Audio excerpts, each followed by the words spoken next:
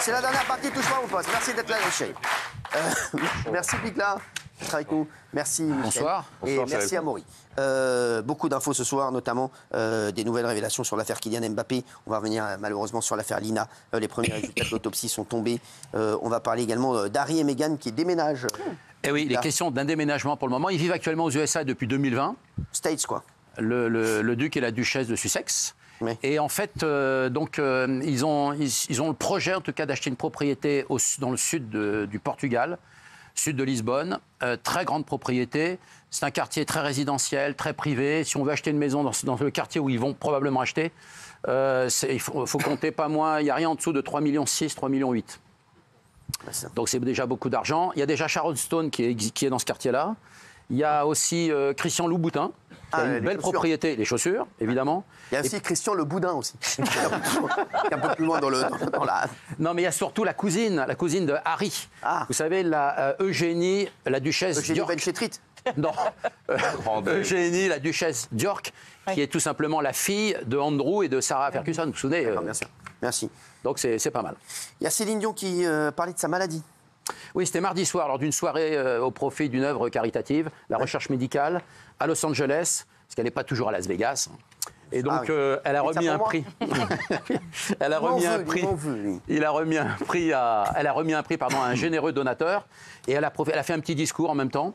Et elle a expliqué que l'association City of Hope, qui défend justement, qui donne de l'espoir à tout un tas de gens malades du cancer ou autres, et qu'elle, elle se considérait elle aussi comme une victime et qu'elle pensait que l'espoir est très important. Il n'y a pas que l'argent qui compte, c'est l'espoir et l'attitude, la positive attitude, qui fait qu'on peut c'est aussi... C'est Laurie que vous avez vu ou c'est Céline Dion? Non. Mais le côté positif des choses, en tout cas, c'est très important dans le cadre d'une maladie. Et elle s'est rapprochée à cette cause, évidemment, étant elle-même un peu concernée depuis plusieurs mois. Très bien. Christina Cordula va vendre des céramiques. Oui, alors ça sera le 3 décembre prochain. Vous savez, on ne savait pas que ça fait 15 ans qu'elle collectionnait des céramiques. Je l'adore, moi je l'adore. Alors c'est des céramiques très particulières de Jacques et Dany Rueland. Ah ouais. Alors c'est très particulier, c'est un céramiste des années 50. Ah ouais. Alors ils font des gourdes, des vases, des cendriers, des pots, enfin sympa. Tout ça en céramique. Elle en a tellement qu'elle a été obligée de louer un appartement pour mettre tout ça dans un autre appartement. Ça a l'air vraiment sympa. Et elle crée sa vente. D'accord, merci.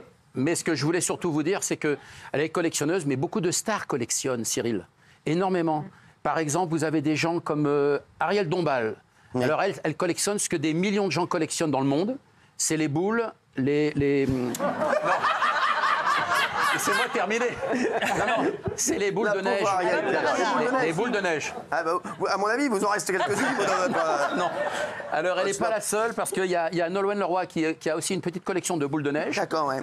Demi Moore et Taylor Swift. D'accord, très bien. Donc voilà, c'est la chose, en tout cas, la plus collectionnée au monde. D'ailleurs, vous en voyez dans tous les pays que vous voyagez, il y en a partout. Alors, Shakira, son ex, règle ses comptes avec elle, le footballeur. Ah oui, bien sûr. Bah, oui, ça, il s'appelle Alors, lui, il s'appelle Gérard Piqué. Ah, pas mal. Gérard Piqué, ils ont filé le parfait amour pendant quelques années, évidemment. Ils ont 2 enfants. Et puis, en début 2023, évidemment, ils ont annoncé leur séparation. Et puis, Shakira avait dévoilé que son mari l'avait trompée. Et elle l'a dénoncé, en tout cas en chanson, puisque les paroles d'une chanson, ça voulait dire « Tu as échangé une Ferrari contre une Twingo ». Souvenez-vous, sa chanson. Et une Rolex contre une Casio. Pardon pour les marques que j'ai données, mais enfin, c'est dans l'histoire. C'est une citation que je donne. Oui, je sais, oui. Voilà. Et Gérard Piqué, il a été interviewé la semaine dernière, et pour la première fois, il a parlé de son ex, Shakira. Ah oui. Et donc, il n'avait rien spécialement à dire, parce qu'il a dit que tout ça, ça n'était pas passé comme on l'a expliqué. Et qu'il a voulu, finalement, tout simplement... on n'a rien appris de plus, mais enfin, c'est la première fois qu'il en parlait. On espère un peu avoir d'autres informations. Merci. Ça va, Thomas, ça vous intéresse? Merci Thomas. Parce qu'en fait, quand ils se sont séparés, il y avait une clause de confidentialité. Pendant un an, ils ne devaient pas parler de leur nouvelle meuf ou mec. Et lui, il a rompu ce pacte. Au bout de 6 mois, il a dit qu'il y avait une nouvelle meuf. Et du coup, elle s'est sentie trahie. Et genre, elle passait pour la veuve éplorée. Et du coup, c'est là que ça a commencé. Sa nouvelle compagne, qui a 23 ans, qui s'appelle Clara, et dont il est très amoureux apparemment. Ouais, merci. Jean-Paul Belmondo. Qu'est-ce qui se passe avec Jean-Paul? Alors là, l'affaire Belmondo... J'embrasse Paul que j'aime, il le sait. Elle repart de plus belle, l'affaire Belmondo. Pour restituer un peu le dossier, il a eu 4 enfants, Jean-Paul. Il a eu Patricia, il a eu Florence, il a eu Paul, c'est ça que sa première femme, Élodie. Oui. Et après, il a eu Stella, qu'il a eu avec Nati. Non, mais il faut recontextualiser. Oui, mais c'est bon. Alors, au départ... Non, mais il arrive avec ses bigs là. Alors, au départ, tenez-vous bien, c'est que Stella, la petite dernière, a attaqué Florence. Première étape. Ouais. Et Stella a perdu, elle a payé à Florence 3 000 €. Pourquoi elle a attaqué ? Elle l'a attaqué pour détournement. Donation déguisée. Voilà. Succès, entre autres. Voilà. Et puis finalement, Stella et Florence se sont maintenant mises ensemble. Elles sont devenues copines. Et maintenant, elles rentrent dans Paul, leur frère, pour recel successoral. Alors un recel successoral, c'est que quand il y a dissimulation ou des choses qui se sont faites quelques mois avant la disparition. Je vous le dis, Paul, il est vraiment, il n'est pas du tout là-dedans. Croyez-moi, et je le connais un peu, c'est pas du tout son genre. Hein. Voilà, je le dis. Voilà. Merci Gilles. Oui, lui, d'ailleurs, il dit que les 100 millions qui lui sont reprochés par ses sœurs, il dit que ça lui a été donné tout à fait légalement avant. Il y a eu une première décision de justice qui lui est favorable. Et Cyril, en fait, on a calculé avec Fabien l'autre jour, l'héritage de Belmondo, c'est 400 millions d'euros. Ah ouais, on a regardé tout ce qu'il a, on a fait les estimations, on a et les deux sœurs, voilà, c'est énorme. Il le mérite, mon Jean-Paul. Oui, absolument, c'est pas du tout un reproche. Bien sûr. Et les deux sœurs, elles pensent que Paul aurait, je dis bien aurait, parce que c'est pas toujours, une fois de plus, on décrit la situation, on ne connaît pas encore la vérité, et aurait à peu près détourné 100 millions de biens. Notamment la fameuse propriété Antigua, plusieurs sociétés avec des actions.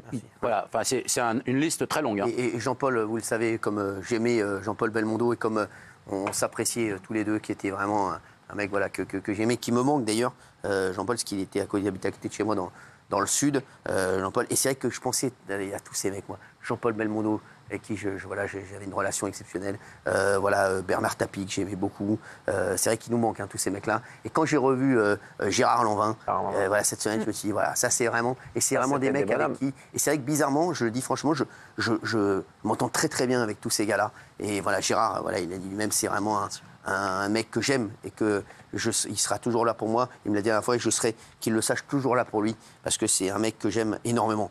Gérard Lanvin, c'est vrai qu'il n'y a plus de mecs comme ça. Hein. Voilà, c'est fou. Voilà. J'ai eu, même si... Les monstres sacrés, ouais. C'est des immenses acteurs qui ont accompagné la vie des Français pendant plus de 50 ans. Johnny, Aznavour. Voilà, évidemment, c'est des monstres. Maintenant, il reste Michel Sardou, il reste Gérard Lanvin, il reste Gérard Depardieu. Paul Naref, Eddie Mitchell. Il y a encore des monstres encore. Dutronc. Oui, ça, Dutronc. Mais ça baisse d'année en année, évidemment. Merci. On va parler maintenant de l'affaire Lina. Les premiers résultats de l'autopsie sont tombés, Michel Marie. Oui, effectivement, les premiers résultats de l'autopsie sont tombés aujourd'hui. Donc on connaît a priori les causes de la mort. Lina aurait été étouffée par un sac en plastique sur la tête et on retrouve des traces très singulières qui signent ce mode opératoire au niveau du cou.